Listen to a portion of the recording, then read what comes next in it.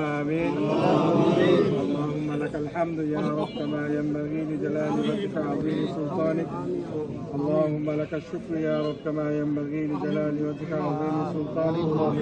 اللهم صل على محمد.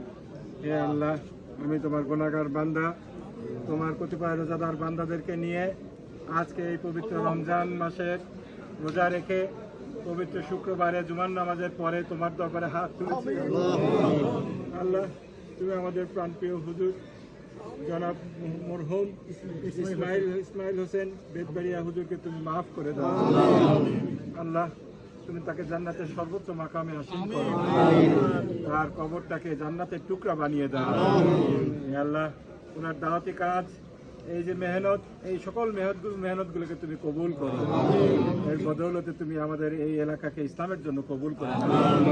তার বংশধরদেরকে তুমি ইসলামের উপর অটুট থাকার তৌফিক দান করো।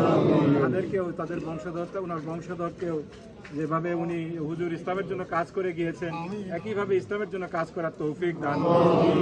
আল্লাহ, তুমি তো বলেছো আমি মারা যাওয়ার পর, আমরা যদি মারা যাই তারপরে আমাদের আমলের সমস্ত দরজা বন্ধ হয়ে যায়।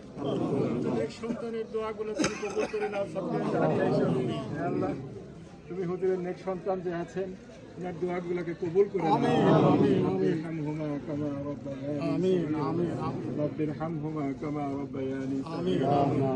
হে আল্লাহ, আমাদের এই অঞ্চলের